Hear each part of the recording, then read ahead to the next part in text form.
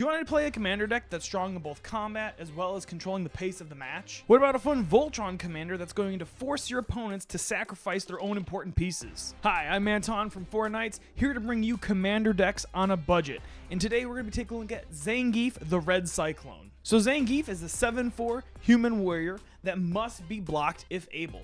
He also has a couple of secondary effects. First off, Iron Muscle.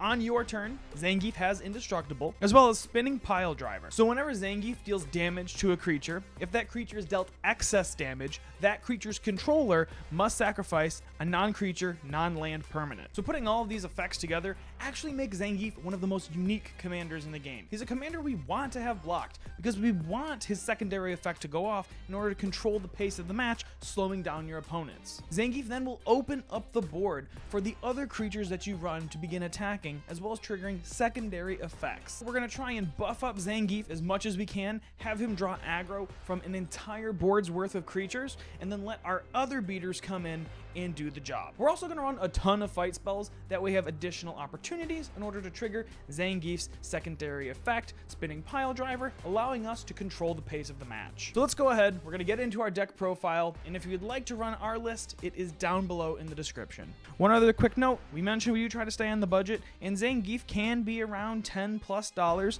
There is also an alternate print, Marika, which you can run instead to save some money. But with that, let's jump into some of the staple cards that we're going to run in the Zangief deck. So we're going to start off with some Wrecking Balls, so some staple fighters that have some useful secondary effects. We're first going to talk about Kogla, the Titan Ape. Kogla is a great beater to include and synergizes very well with Zangief, because first off, when it's going to attack, it's also going to be doing some destruction of artifacts. Kogla also has a great secondary effect that allows us to return a human to our hand, so it also works as some great support in order to protect Zangief. Next up, we have Kate, the Cage Brawler. Kate's going to have Indestructible on your turn, just like Zangief. Also, when Kate attacks, you and defending player are both going to draw a card, and then discard a card, and you have the opportunity to get some additional counters, but this works as a decent draw engine and synergizes well with Geef. Those are a couple of quick creatures that we'll add in to help assist with attacking, but this deck is still primarily going to be considered Voltron. So we're going to have to add in a lot of artifacts and enchantments in order to buff Zangief. One of the first ones we're going to add is Two-Handed Axe. This is going to double the power of Zangief, making him a very scary beater, able to go through more things that are now forced to block him. We're also going to throw in Rancor. Very cheap, easy to go ahead and add on. Give Zangief Trample so that excess damage can actually start mounting to something over time. Next, we have a unique card that really only wants to get run in a deck like this, which is Lure. Lure is going to make it so all creatures that are able must block Zangief. So this is wonderful for pulling full aggro to Zangief and then letting your other creatures start to get through. And next, to combine a couple of these effects into one, we have Gift of the Deity. Based on Zangief's colors, this is going to give it both Death Touch and forcing all creatures that are able to block it. Since we now have Death Touch, this means we only need to assign 2 damage to each creature. 1 to kill, and then 1 to go excess to trigger Spinning Pile Driver. Alright, but that covers a couple of things we're going to attach to Zangief. Let's talk about some other options we have for buffing not only Zangief, but a lot of our creatures. So the first one is going to be Seriath, the Viper's Fang. Seriath is going to grant Hexproof to untapped creatures and Death Touch to tapped creatures. So this allows us to choose whether we want to be safe, protect our creatures, or when we want to start tapping, we can use that strategy we mentioned before. Seriath also allows us to pay mana and tap her in order to untap a creature so we can protect Zangief in between turns as well. Overall, very powerful and useful card. Alright, next up we have Helena and Elena, partners. This is a great creature because it allows us to both give haste to our creatures that hit the field, as well as giving them +1/+1 counters so we can continue to buff and grow our board. Alright, next, Falthus, the Shadowcat Familiar. This is going to make it so multiple creatures are forced to block us, letting us to have 2 triggers, and we also get that Death Touch thing we were talking about before. Another important one to mention is General Marhalt, El's Dragon. This is going to give us +3/+3 whenever our creatures are blocked, so this synergizes very well with things like Lure and Gift of the Deity. Alright, but that's a lot of options we have for adding in some additional utility and enabling our commander. Let's talk now about some damage maxing. So the first creature we're going to mention is Edis, Emberclaw Familiar. Edis makes it so whenever your commander deals damage to an opponent, Edis will then deal that same amount of damage to each other opponent. So we're going to be spreading the love. We also have Mr. Orfeo, the boulder. Orfeo is going to double the power of one creature in your combat. So this could be used to buff Zangief, wipe out an entire board that has to block him, or give some additional damage to a creature that couldn't be blocked. And the last card we're going to cover in this section is the Brash Taunter. Brash Taunter is a very silly card, so he's a 1/1, he has indestructible. So whenever Brash Taunter is dealt damage, he is then going to ping somebody for the amount of damage he was dealt. So he can sit there and just be a good blocker, certainly. We can also have Zangief fight him and have a bunch of excess damage dealt. So one thing to be careful is if you try to have Zangief fight Brash Taunter, you are certainly going to have excess damage. Thus, you will have to destroy some of your own permanents. You also got to be careful to make sure you don't have trample, because then that damage will go onto yourself. This is more just a cheesy little gimmick, but it could maybe result in enough damage getting through for you to win. All right, that wraps up a lot of the staple cards that we'll be running in a Zangief deck. But we need to now go ahead and talk about how do we get the deck in motion? How do we start to ramp? So one of the staple cards we're going to have in green and red is the Goblin and Archaeomancer. We're going to go ahead and make some of our spells just a little bit cheaper. Next, we're going to have Ignoble Hierarch, best mana dork for our colors, as well as it has Exalted, so we can buff Zangief. Probably the best mana dork in this deck is Selvala, Heart of the Wilds. So whenever another creature enters the battlefield while Selvala is out, if it is going to have the highest attack of all creatures on the field, you get to draw a card. So this typically is going to mean Zangief will be giving you an additional card draw. So you can pay a green and tap her in order to gain X mana in any color combination, where X is the highest power among creatures we control. So in worst case scenario, this gets you 2 of any mana that you need out, because her power is 2. But in our best case scenario, we're going to be getting about 6 when Zangief's out. So I can't stress how important it is to try to get to this card. It scales so well with this deck. Domri, Anarch of Bolas, is another great card.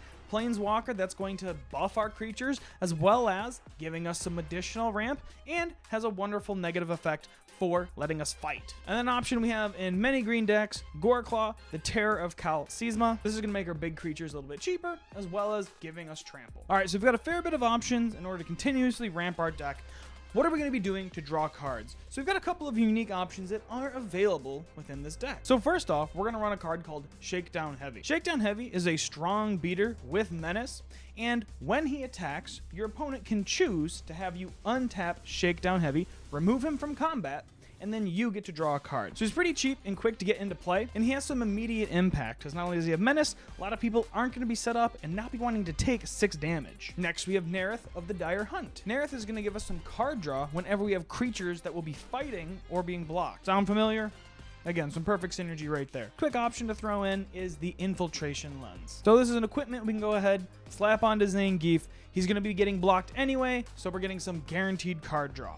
And lastly, we have the Planeswalker Domri Raid. Though Domri doesn't directly allow us to draw cards, we get to look at the top card of our deck. If it's a creature, we get to put it into our hand. He also has some good secondary effects of allowing us to do some fighting, as well as if we get up to that 7 emblem, very strong. So that's what we'll be running in order to get some new cards in hand, but in any deck, we need to have some options for interaction. And as we mentioned in this deck, Zangief already gives us some decent removal options. So in order to enable Spinning Piledriver, we're going to run a bunch of low-cost, cheap fight spells, allowing us to strategically target creatures, primarily focused on opponents that are going to be running some problem creatures and or artifacts and enchantments, and forcing them to sacrifice them. So we're going to run cards like Prey Upon, Master's Rebuke, and Cosmic Hunger, all allowing us to target one of our creatures to have them fight the others. We also have some fun, unique options that I personally just like throwing in, like the Barroom Brawl. The Barroom Brawl is going to target the player to our left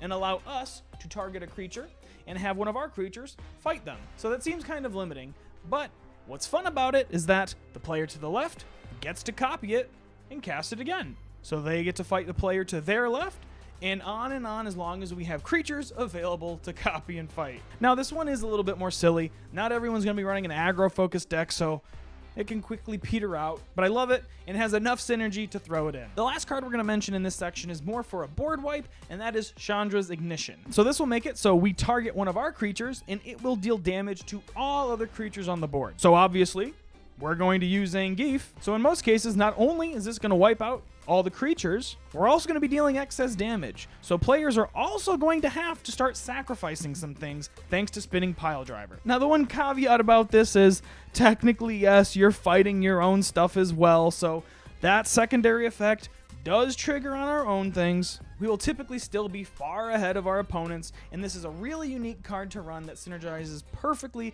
with Zangief's secondary effect. Alright, that wraps up some of the options we're going to be running for interaction in this deck, but how do we piece the whole deck together? What are going to be the primary ways we are targeting for a win? First off, we've got a really fun enchantment, pretty standard and combat focused deck within green. That is Unnatural Growth. So at the start of every combat, Unnatural Growth is going to double all of your creatures' power. So this is going to be great for just scaling our natural combat damage, as well as hopefully we're going to have some trample on Zangief. So at this point, we'll be scaling over and dealing a little bit of commander damage to our opponents. So another great thing about Zangief being indestructible means multiple combats scale very well with him because you can rely on him still being there. So we run a couple of cards that allow us to trigger some additional combats. So the first one is going to be Port Raiser. This is going to allow us to have an additional combat after Port Raiser deals combat damage to a player. And since Zangief should be taking a lot of the aggro himself, not too hard to trigger this effect. We also run Karlach,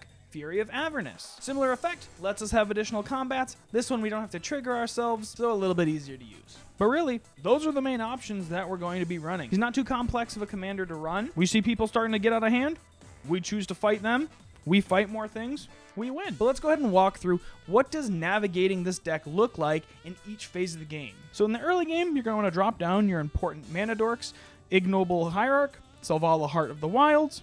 You also want to grab some of your options for ramping, the Goblin Anarchaeomancer, and Goreclaw. Then lastly, you want to start to find some of those options that will allow you to buff your other creatures, like Halana and Elena, partners. Our deck completely revolves around our commander, so we're going to want to get Zangief out as soon as possible. Then, into the mid game, we're going to focus on getting out our key artifact equipments, as well as aura enchantments in order to buff our commander. So we'll want to play Lure, Gift of the Deity, Two-Handed Axe. And we'll also want to play other creatures that will help enable Zangief as well as start swinging. So Seraph, the Viper's Fangs, and Kogla, the Titan Ape. And then into the late game, we're going to want to play many of our win condition cards, getting our extra combats with your Port Raiser and Karlach.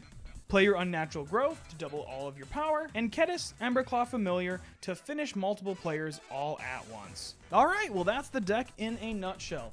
Zangief is not only one of my favorite Street Fighter characters, he's also become one of my favorite commanders because he plays in such a unique way. There are not many commanders that are very combat-centric, but also have this undertone of being able to control the pace of the match with that secondary effect. Well, thank you very much to making it at this point in the video. If you made it here, please leave us a like and a subscribe. It helps out more than you know. Also, please leave us a comment. What cards would you add to your Zangief deck, as well as any commanders you'd like us to see in the future? If you're new to Magic and would like to kickstart your collection, visit our website and grab yourself one of our deluxe booster boxes. Thank you again for watching, and go out and play some Magic.